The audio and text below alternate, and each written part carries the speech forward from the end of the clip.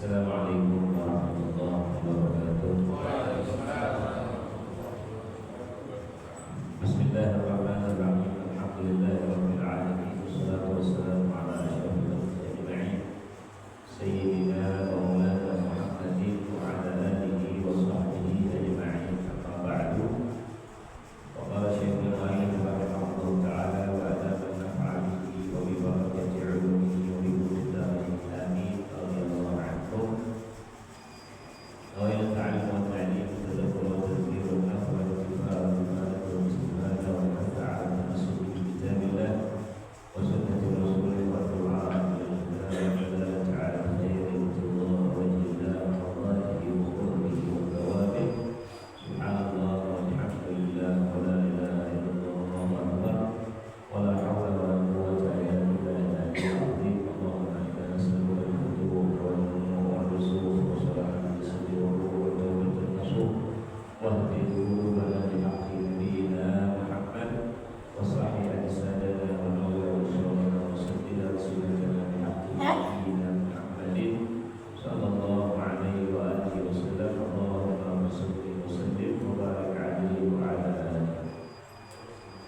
Ma'asyiral muslimin wal muslimat rahimakumullah. Alhamdulillah kita kembali melanjutkan kajian kita dalam membahas kitab Syekhul Mu'allif syarah kepada kitab Safinatun Najah, yang tentunya kita berharap kepada Allah Subhanahu wa taala mudah-mudahan akhir kita di dalam baitul buyutullah, di dalam rawdhah riyadhul jannah, jadi wasilah yang kita bisa mendapatkan kebahagiaan dunia dan akhirat. Sama kita amalkan, sama kita muliakan sekalian para sahabat, para hadiah, para tokoh masyarakat, di antaranya guru kita Ustaz Bambang, dan juga keluarga Masjid Jami Iman, Bapak Enggan, beserta jajarannya, yang mudah-mudahan semoga diberikan keberkahan Allah Subhanahu wa taala. Ma'asyiral muslimin wal muslimat rahimakumullah. Bacaan kita sudah masuk kepada al-khamisul al-rukun. Yang kelima di antara rukun sholat itu adalah rukun. Jadi kita sudah membahas di pertemuan yang lalu, yaitu 4 daripada rukun sholat. Yang pertama niat, kemudian takbiratul ihram, kemudian berdiri, ayat keempat adalah membaca al-Fatihah.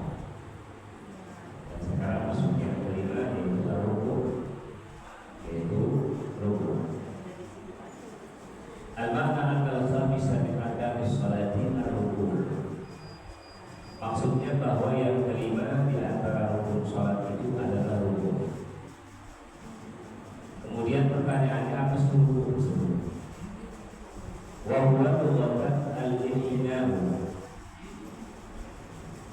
Rukun itu secara bahasa adalah al-inhina, yaitu menundukkan diri. Itu secara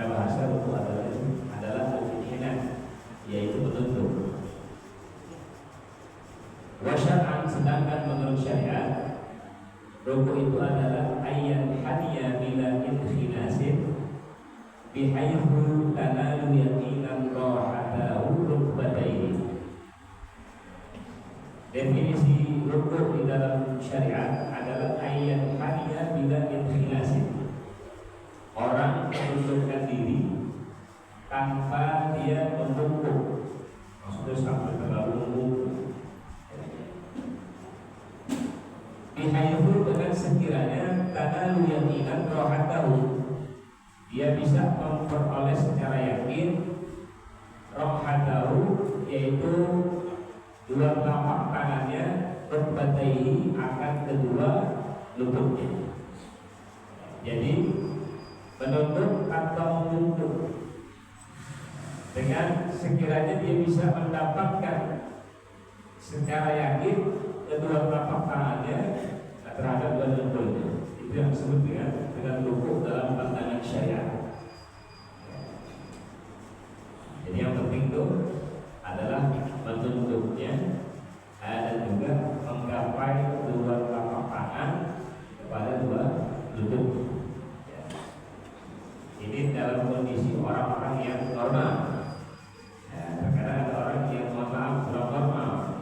Ya, seperti misalnya dia punya tangan terlalu panjang atau kaki terlalu panjang. Ya, nanti ada pembahasan khusus itu. Wal inhinas ayyata ajizatahu wa yarfa'a rasahu wa yuqaddimu sadrahu. Nah, sedangkan kata al-inhinas yang artinya membungkuk itu ya,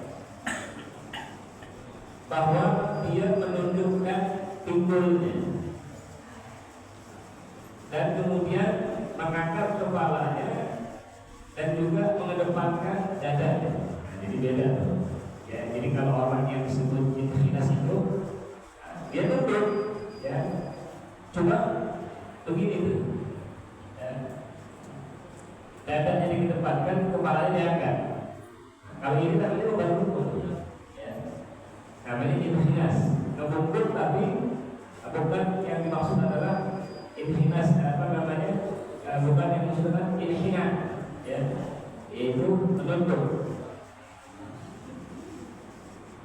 Para fa'alu dzalika 'amidan 'aliman, kalau seandainya orang ketika rukuknya melakukan seperti itu, ya, baik dia lakukannya secara sengaja atau dia tahu bahwa ini bukan rukuk nih, model begini bukan rukuk, dia tahu dan dia sengaja, maka konsekuensi rukuk itu bagaimana?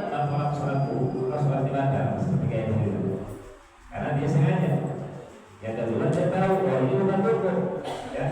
Nah, maka ketika seseorang rukuk dalam kondisi seperti itu, batal sholat dulu, maka batal sholatnya.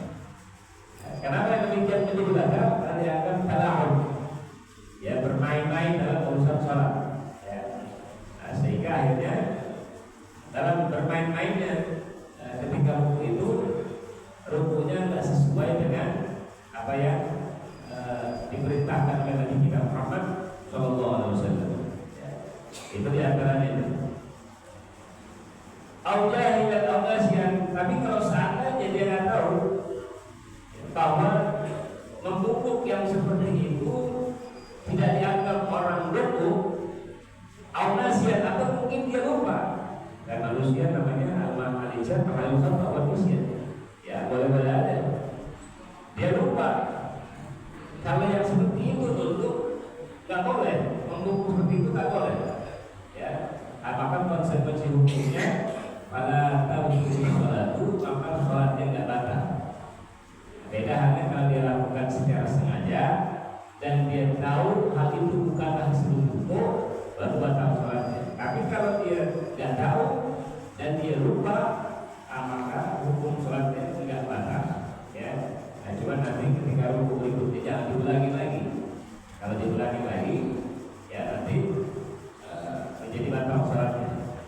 Selama dia nggak tahu dan selama dia lupa, maka hukum sholatnya tetap sah dan nggak batal. Begitu, ya. Nah, kalau yang tadi itu yang pertama, Ada orang yang melakukan ruku dengan cara seperti tadi, dia sengaja, ya dia alim, dia tahu, ya, nah, maka batal. Tapi kalau yang kedua, ketika dia nggak tahu dia lupa, maka salatnya nggak batal. Tapi wajibu alaihi an ya'uda ilal qiyami wa yarka'u wajibnya. Begitu dia ingat, dia tahu, ya, maka dia harus kembali. Wajib atas dia kembali untuk berdiri dan dia ruku secara sempurna rukunya yang seperti yang diajarkan oleh Nabi kita Muhammad Sallallahu Alaihi Wasallam. Seumpamanya begini, ada orang ruku model kayak tadi itu, ya, dia lupa, ya. Begitu dia tidak, dia belum ingat, dia belum sadar. Begitu dia sujud, baru dia ingat, tadi ruku sepertinya kita tidak sempurna, ya, yang rukunya begitu. Maka begitu dia sudah sujud nih, dia mesti kembali lagi. Wayang ilal qiyam, dia mesti balik lagi ke berdiri untuk menyempurnakan rukuknya tadi itu. Ya, baru kemudian diruku, dan kemudian dilanjutkan setelahnya seterusnya. Itu di antara yang wajib dilakukan bagi orang yang lupa. Tapi kalau seandainya, ya, dia lupanya, apa dia ingatnya udah rakaat yang berikutnya, ya, maka rakaat yang tadi itu dianggap lago. Artinya lago itu dianggap sia-sia. Jadi nanti dia begitu di akhir dia tambahkan lagi rakaat, satu rakaat lagi, baru kemudian nanti ditutup dengan syahwi, ya, karena dia ingatnya setelah rakaat berikutnya. Sebab kalau dia kembali ke ruku yang tadi, nggak mungkin dong, karena berbeda rakaat. Kalau tadi kan masih satu rakaat, ya, masih dalam keadaan dia sujud, atau dia dalam keadaan misalnya duduk di atas sujud, atau dia dalam keadaan sujud yang kedua, masih memungkinkan dia untuk balik kepada ruku yang dia tadi kurang sempurna lakukannya, masih kemungkinan. Tapi kalau sudah sujud yang kedua dia lakukan, dia dirukuk dalam kondisi yang seperti tadi, ya, kemudian dia tidak, kemudian dia sujud, dia duduk di atas sujud, kemudian dia sujud, kemudian dia berdiri lagi, rakaat yang kedua nih, ya, dan dia baru ingat di situ bahwa tadi ternyata rukuknya nggak sempurna, secara yakin, ya. Tapi kalau dia nggak yakin, jangan. Kalau dia yakin, oh tadi kayak ruku nggak sempurna nih, nah maka rakaat yang sekarang dia kerjakan itu dianggap rakaat yang pertama. Yang tadi sebelumnya itu dianggap rakaat lago. Nanti dia harus menambahkan satu rakaat kalau seandainya sholat itu kurang, misalnya 3 atau 4 dibandingkan kurang, ya. Nah, nanti sebelum salam dia disunahkan sujud sahwi, ya. Itu kalau seandainya dia yakin memang tadi dia melakukan rukunya secara kurang sempurna. Yakin dalam artian sadarnya yakin gitu, ya, sadarnya baru sadar baru yakin, ya, baru baru ingat, oh iya tadi saya rukunya nggak sempurna, tapi yakin gitu, emang nggak sempurna, dia sadar dan dia yakin, ya. Tapi kalau dia lakukan secara amin dan sengaja, itu konsekuensi udah batal, dalam cerita kalau itu, ya. Kali ini karena jahil, nggak tahu, dan nasihat atau dia lupa, ya. Nah, cuman kembali itu kalau memang masih dalam satu rakaat. Tapi kalau sudah beda rakaat, ada rakaat yang tadi tidak dianggap, dia mesti nambah rakaat yang berikutnya. Kenapa sih demikian? Karena yang namanya rukun itu dalam kaidah dikatakan ar-ruknu la yujbaru bisujudi sahwi. Rukun itu tidak bisa hanya ditambal dengan sujud sahwi, nggak bisa, ya. Nanti kita akan belajar itu. Jadi sujud sahwi itu hanya bisa menambal, yaitu yang pertama sunnah al-ad. Yang pertama itu sunnah al-ad, ketika ditinggalkan maka itu disunahkan sujud sahwi. Contohnya sunnah al-ad apa? Kunut subuh, ya. Kunut subuh itu termasuk sunnah al-ad.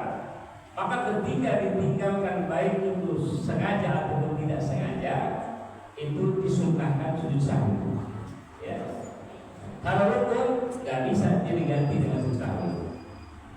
Dia harus disempurnakan. Ya. Nah, kemudian apa lagi selain sunnah abad? Di antara yang disunahkan kita di dalam melakukan sujud sahwi, yaitu apa? Yaitu ketika kita ragu dalam jalankan sholat, itu juga termasuk di antara yang disunahkan. Lagi sholat, ya, dia ragu nih, apakah rakaat kedua, apakah rakaat ketiga. Maka dalam kondisi seperti itu, bana al-yakin, bana al-aqal, dia harus ngambil yang sedikit, ya, 2 atau 3. Dia harus yakinkan yang itu yang kedua, bukan yang ketiga. Ya. Begitu dia yakin apa namanya, dia ambil yang sedikit, nanti di penghujung sholatnya dia akan sahwi. Ini kalau kasus sholat sendirian nih. Ya kalau sholat berjamaah kan pasti nanti ada makmum yang andi yang mengingatkan. Ya. Jadi kalau dia sendiri dia lupa, itu 2 atau 3 dia ambil kartu, ya. Dia bingung dalam sholat 2 atau 3 ya. Ambil yang sedikit 2.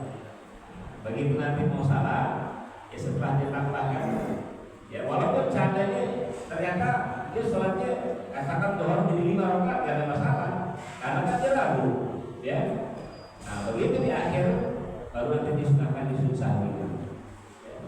Jadi kalau urusan ragu dalam jalan sholat, dan kemudian juga meninggalkan sunnah al-an, ya, itu diantara yang menyebabkan orang itu sunahkan sujud sahwi. Tapi kalau urusan rukun nggak bisa dia sujud sahwi, ya. Nggak bisa hanya sebatas ditambal dengan sujud sahwi. Misalnya kayak tadi kasusnya dia melakukan kesalahan dalam rukun, ya, yang dia lakukan itu nggak sengaja, lupa. Nah begitu di rakaat berikutnya baru diingat tadi dia sudah rukun tapi rukunnya nggak sempurna, gitu, ya. Kan nggak mungkin dia kembali tuh untuk rakaat yang pertama karena dia sudah ada di rakaat yang kedua. Nah kondisi seperti ini nggak bisa kemudian dilanjutkan sholatnya lalu kemudian ditambah sujud sahwi, nggak bisa, ya, karena dia akan nggak sempurna. Kalau nggak sempurna dalam hal rukun, ya berarti nggak sah sholatnya. Nah makanya bagaimana? Dia mesti kembali, atau dia kalau sudah berada di rakaat yang setelahnya, berarti rakaat yang pertama tadi dianggap lagu bahasanya, ya, lagu itu artinya sia-sia, nggak dianggap. Dia terus lanjutkan sholatnya, ya, kemudian nanti di penghujungnya dia baru disunahkan sujud sahwi. Nah sujud sahwi yang dimaksud itu bukan untuk menambal daripada rukun, ya, menyempurnakan karena lupanya dia, menyempurnakan karena lupanya dia, sesuai dengan namanya sujud sahwi, sujud yang dilakukan karena lupa, ya, karena kelupaan bukan karena kesengajaan. Kalau sengaja ya batal, ya. Ada orang sholat nggak baca Fatihah, sengaja ya batal sholatnya, disengaja. Tapi dia lupa, namanya manusia, dia lagi sholat, ya mungkin kepikiran itu bercabang, belum bayar kontrakan, belum bayar cicilan motor dan lain sebagainya, ya. Pas rakaat kedua harusnya dia baca Fatihah dulu, langsung aja baca surah. Tak bisa jadi. Harusnya dia baca Al-Fatihah dulu, rukuk, i'tidal, sujud, rakaat kedua nih, ya. Kemudian bersujud, sujud lagi, kemudian tahiyat awal. Kalau dia masih ingat di situ tuh, dia balik. Kalau masih ingat di situ dia balik diri, baca Fatihah lagi. Tapi dia belum ingat. Begitu tahiyat awal selesai, dia diri untuk melanjutkan rakaat ketiga. Jadi kalau sholatnya lanjut betul, ya. Begitu pas diri di rakaat ketiga dia baru ingat belum baca Fatihah. Nah maka rakaat yang sekarang itu jadikan rakaat yang kedua tadi. Begitu. Ya kalau dia ketinggalan, kalau dia meninggalkan hal yang sifatnya rukun, lupa dalam urusan rukun sholat. Jelas ya dari sini. Jelas ya, nanti kalau ada kurang kan boleh dipertanyakan, ya. Nah kita lanjutkan ini. Nah, jadi kalau yang seperti tadi, wajib alaihi an yauda ila qiyam wa yanqa'u al-kafiyan, dan dia wajib atas kembali kepada berdirinya, wa yanqa'u al-kafiyan, dan dia ruku dengan ruku yang menyempurnakan, yang sempurna, yang mencukupinya. Wala yakfihi huwiyul inhinasu min syurutir ruku' alla yaksida bil huwiyyi ghairi. Dan tidak cukup dan tidak mencukupkan seseorang yang ketika turunnya dari berdiri untuk ruku hanya inhinas, ya. Tadi itu dia menundukkan pinggulnya, mengangkat kepalanya dan mengedepankan dadanya kayak tadi. Gak cukup tuh yang begitu. Kenapa? Min syurutir ruku', karena termasuk syaratnya ruku itu alla yafsida bil huwiyyi, bahwa orang dalam keadaan mau ruku dia punya tujuan memang turunnya, nunduknya untuk ruku, bukan untuk yang lain, ya. Jadi kalau seandainya ada orang yang ruku, yang mau ruku ya, tapi rukunya bukan karena memang dia pengen ruku, karena yang lain, maka rukunya juga nggak dianggap. Misalnya begitu, dia lagi baca Fatihah nih, ya, baca surah. Kebetulan setelah baca surah kan habis dulu jadi kan dia ruku, ya, baca surah kita habis nih, ya. Tapi pas kebetulan habis di depan ada musuhnya misalnya, mau mukul dia nih, untuk dia menghindar dari pukulannya, dia duduk, Nah rukun yang begini kan dianggap nih. Kenapa? Karena dia rukunnya itu bukan karena memang dia rukun, tapi karena menghindari pukulan orang lain, gitu, ya. Atau misalnya ada sesuatu yang pengen menimpa dia, ya, dia lagi sholat, lagi baca tiba-tiba ada sek terbang mau kena kita, dia duduk. Untuk itu menghindari sek, tapi sambilan aja sekali kalau ruku emang pas lagi mau ruku, nah ruku itu nggak dianggap, rukunya nggak dianggap. Kenapa? Karena hui itu arti turun, ya. Huinya itu bukan karena memang mau ruku, tapi karena yang lain, ya. Jelas ya. Itu ada syarat di situ masalahnya. Kalau dalam urusan ruku itu ada syarat di situ. Jadi syarat dalam ruku itu ketika dia berdiri kemudian dia mau ruku, syaratnya harus memang turunnya untuk ruku, bukan untuk yang lain.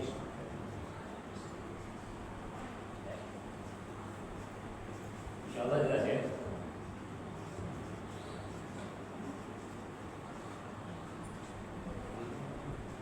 Kalau tadi kan memang kebetulan berbarengan dia mau ruku, cuma ada hal yang ingin menimpa dirinya, akhirnya dia tuh nunduk, dan dia nunduk dianggap ya udah sekalian aja mau ruku, emang kita mau ruku, nah itu dianggap tidak sah, gitu, ya. Kalau misalnya itu dianggap tidak sah, karena tadi wayakfihi huwiyul inhinas, dan tidak mencukupinya turunnya itu, ya, al-inhinas min syurutir ruku'i alla yaksida bil huwiyyi ghairahu, ya. Karena termasuk syarat ruku itu seseorang yang tidak bermaksud ketika turunnya, yaitu untuk urusan yang lain, bukan untuk urusan ruku. Jadi antaranya itu yang kelima. Baru tahu nih katanya, ya. Ternyata kayak begitu ya. Makanya perlu kan kita belajar itu seperti itu. Kalau dengan belajar itu kan kita menambah ilmu nantinya, ya, menambah ilmu. Karena dalam kitab Zuhad Ibnu Rusdan mengatakan, "Kullu man ya'mal bil ghairi ilmin ya'mal amaluhu mardudatun la tuqbal." Ya, orang yang melakukan ibadah tapi tidak didasari dengan ilmu, maka ibadahnya sia-sia dari itu. Nah, jadi ilmu itu sangat penting. Walaupun kita tidak menguasai secara seluruhnya, setidaknya ada tugas kita, kewajiban kita yang sudah kita kerjakan, yaitu ilmu. Insya Allah nanti kekurangan itu, ya, akan ditambah oleh Allah Subhanahu Wa Taala dengan sebab apa? Nah, kita sudah melaksanakan kewajiban itu menuntut ilmu ini. Itu diantaranya. Apabila orang menuntut. Kemudian asal isu yang ke-6 sekarang, at-tumanina, yaitu tumanina. Apa sih yang disebut dengan tumanina? At-tumanina itu sukunul tenang antara dua gerakan. Tenang, diam antara dua gerakan. Itu yang disebut dengan tumanina. Ya, dalam kitab lain dikatakan at-tumanina itu sukunul a'dha, diamnya anggota di badan bi qadri subhanallah.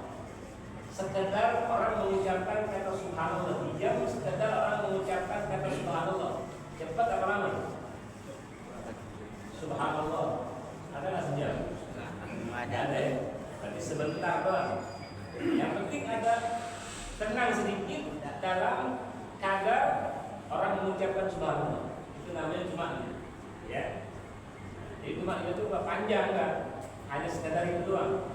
Yang penting ketika sujud dan ketika rukunya di dalamnya ada tumanina.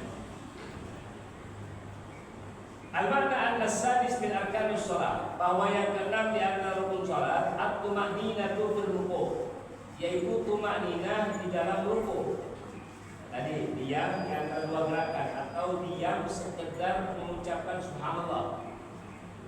Bagaimana gambarannya?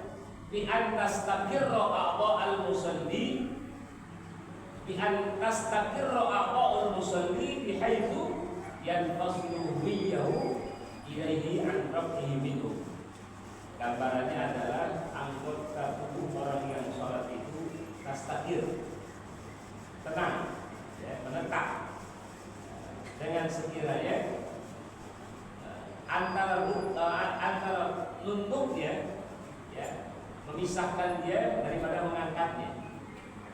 Jadi ketika dia rukuk dengan dia membangun untuk tidak itu ada sedikit jeda, gitu. Kan ada orang yang mohon maaf sholat, ketika sholat kan dia begini, ya. Nah ini itu ada tumanina. Makanya itu kan tuh yang terawih Imam Ghazali. Nggak ada itu namanya tumanina itu jelas ya. Karena tumanina itu harus ada diam sebentar. Allahu Akbar. Walaupun dia nggak baca subhana rabbiyal azim, yang penting dia diam. Karena baca subhana rabbiyal azim itu hukum sunnah. Ya, karena ada bacaan-bacaan lain yang tadi dibacakan. Ya, itu sunnah hukum. Begitu dia rukuk, dia diam aja sebentar, sekedar orang baca subhanallah. Berarti kan bentar, baru deh. Ya Allah yang berkata, itu sudah dianggap tumanina. Kalau yang tadi enggak, itu kapan tumanina begitu, ya. Nah, jadi tumanina itu sebentar aja. Ya, walaupun dia rukuknya itu nggak baca subhana rabbiyal azim wa bihamdihi, walaupun nggak baca seperti itu, ya, maka dengan dia diam, tapi dia itu sekedar orang baca subhanallah, itu dianggap tumanina. Karena membaca subhana rabbiyal azim itu hukum sunnah, wajib, ya, bukan rukun. Jadi kalau dia baca boleh. Kalau dia baca ya bagus, dia dapat pahala. Apalagi 3 kali. Ya, ada yang mengatakan boleh lebih dari 3 kali. Tapi tergantung, kalau dia sebagai seorang imam jangan lebih dari 3 kali karena hukumnya makruh. Kenapa? Sebab imam diminta untuk an-yukhaffifa sholatahu, untuk meringankan sholatnya. Sebab dia bawa makmum ada yang tua, ada yang sakit, ada yang punya hajat dan macam-macam. Sehingga harus jadi imam harus profesional situ. Ya.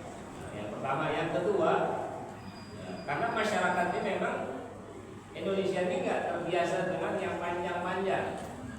Ya, dari ibu mungkin yang panjang-panjang juga. Dan mana-mana memang dari dulu seperti itu. Ya, dan itu bukan berarti kemudian satu bulan mahal enggak. Jadi ulama-ulama kita itu punya ijtihad yang luar biasa, ya. Nah, beda halnya dengan negara-negara lain, ya, mereka memang biasa dengan hal yang panjang-panjang. Sebagai contoh begini nih, saya mau kasih sedikit penjelasan terkait kenapa sih umumnya di tempat kita ini sholat tarawih dari dulu, ya, sholat tarawih dari dulu surahnya al-Qunut dulu, ya, begitu aja. Sampai 23 dan nanti 16 surahnya Al-Anzalna dan surah-surah yang pendek lainnya. Ya, kenapa sih? Yang pertama, memang ketetapan dalam hadisnya penting dia baca Quran, bukan dia baca Quran. Itu yang pertama. Yang kedua, ulama kita itu ijtihadnya begini. Indonesia ini beda dengan negara lain. Karena Indonesia itu aktivitasnya lebih banyak. Ramadan masih bekerja.